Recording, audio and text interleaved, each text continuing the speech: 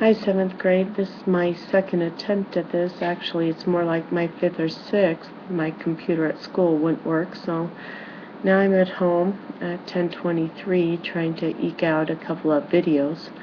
So this is going to be really fast. A coffer is a noun, and it's a little box that people way back when would keep their money in. It would have a lock on it, like a little treasure box. Okay, we might call a piggy bank a coffer. Okay, or a safe might be a coffer now, but it was something to keep valuables in. The second word is edifice. Edifice is a noun. Downtown there are many fine examples of edifices.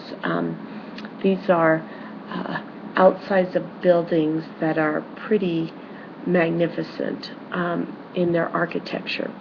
The Capitol building would be one. The Art Museum would be one. Just looking at the outside of the building, that's its edifice, and it's pretty impressive. The Parthenon, or let's see, other impressive edifices, the Notre Dame, the cathedral at Notre Dame. That's an impressive edifice. It looks like a lot of work went into it. Pretty elaborate, pretty fancy. Okay. Hieroglyphic. That's my next word. That's a noun or an adjective, same spelling. Hieroglyphic, when you study Egyptian history, that's their means of communication or writing.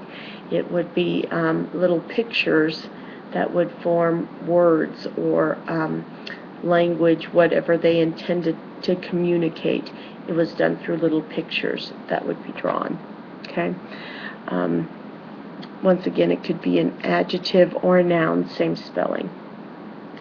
Inaccessible is our fourth word. Inaccessible, let's break the word down. The IBLE ending makes it an adjective. The IN makes it, our prefix makes it opposite. We're left with access. Okay. If you can access something, means you could get to it. Access time, if you have an access time, it means you should be able to get to a teacher to get an explanation, okay, or to get some help. That's the teachers are accessible. Now, let's add the opposite onto it. If it's inaccessible, it means you can't get to it. Okay. If a teacher is inaccessible, it means you can't get to them. They're teaching another class. Have to think of another time or get to them at another time. Okay. Innovation is a noun. Innovation. Look at its adjective. Maybe you're more familiar with that, or you've heard that more. If you've heard something be called innovative, means it's new. All right, it's a new way of thinking. It's a new way of doing something. It's just new.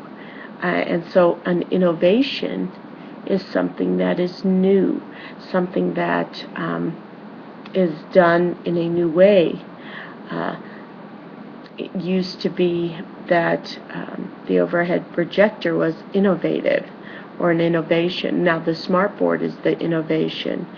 A flipped classroom is an innovation. Okay, it's something new. New strategy, new technique. Okay. Juncture.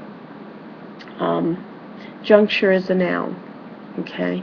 And a juncture can be where two places meet, or two streets meet, or two paths meet. That's a juncture. Okay. Could be a really important time, or it might be like 8th graders are at an important juncture in their life, because now things are going to be different after they graduate. They're starting kind of a new chapter. Okay, so that's an important juncture, a point of time in their life. Okay. Retainer. A retainer is a noun, but it's really two nouns. It could be an object noun and it could be a person noun. Okay? The person noun, retainer, is another word for a servant. Okay? If you pay somebody to keep your house, cook, be a housekeeper, cook meals or something, they're your retainer. You pay them for a service. Okay? The object meaning for retainer is if you hire somebody, for instance, to set up, you're having a party, you hire some party company to come in and set up or whatever, you might pay them a retainer. You want to retain their services, so you're going to give them some money. That money, that would be a retainer. Okay? Money paid for services, that's a retainer. Okay? The next word is rivulet. Rivulet is a type of river, usually a smaller little river. Okay? It's not the Mississippi big old thing. It's more of it's just a smaller little mountain stream that could be called a rivulet. Okay? A type of river. Subsidize. Subsidize is a verb. And I said rivulet was a noun, right? Well, it is. Subsidize is a verb. It's our only verb. Looks like yes. Subsidize is a verb, and this is the only word that I think you might have any kind of trouble with. Subsidize means to help out financially. Okay? So my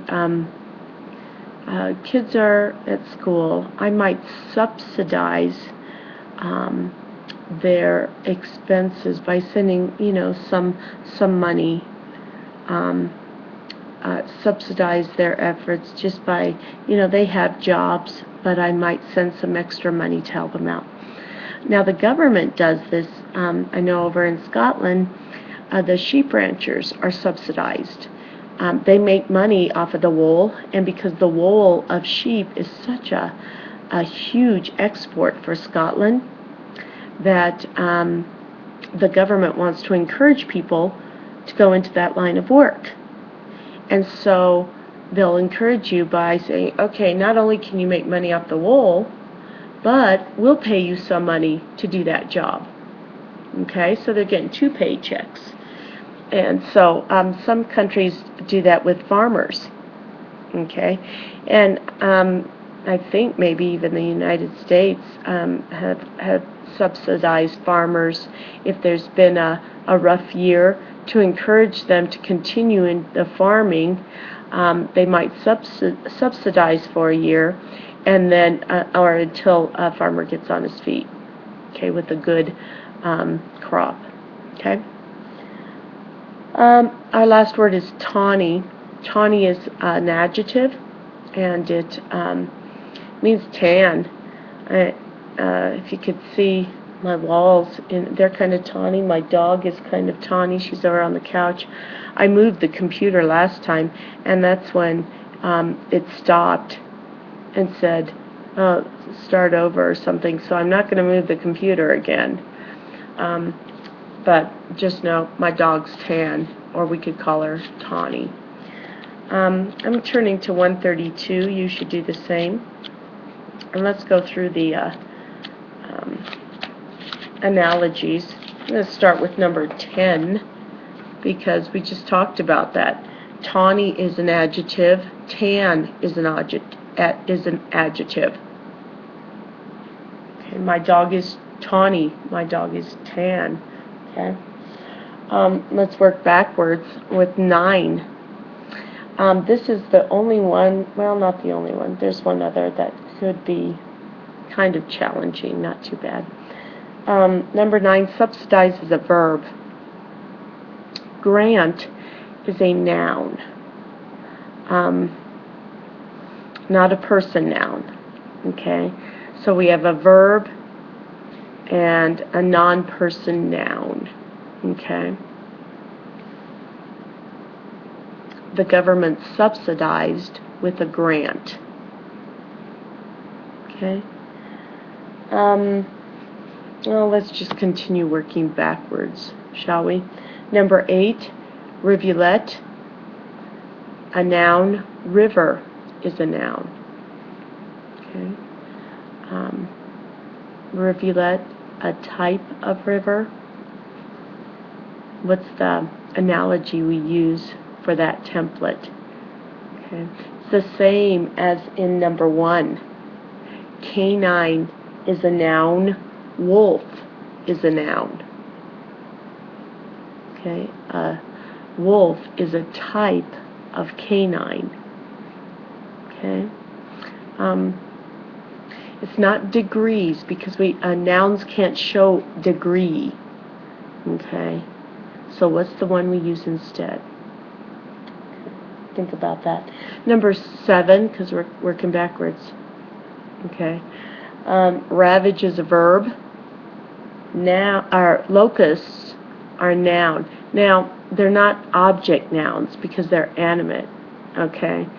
And I know they're not or people, but they would be classified in that same regard. Okay, because they're animate objects. So, okay. Number 6, obliterate is a verb. Create is a verb. I'm giving you a sentence because you have 3 choices. The bomb obliterated the town. The bomb created the town. Okay, hopefully you'll be able to get it off of those sentences. Number 5, meager is an adjective. Abundant is an adjective. Let me give you a couple sentences. The beggar had a meager amount of supplies.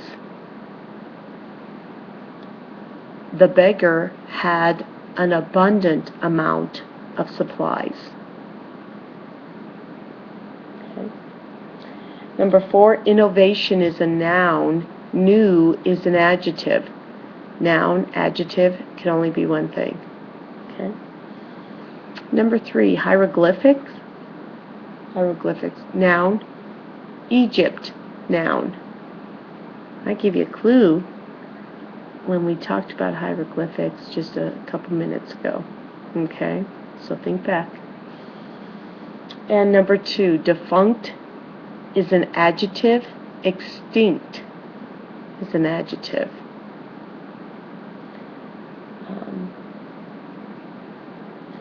The 3-month summer is defunct.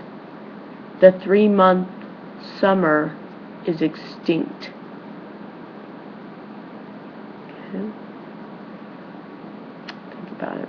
Okay. If you have any questions on about this after you view it tomorrow, probably I'm going to put 14 up tomorrow evening. Hopefully I'll have better luck than what I had tonight. Okay. We'll talk to you soon. 7th grade. Good night.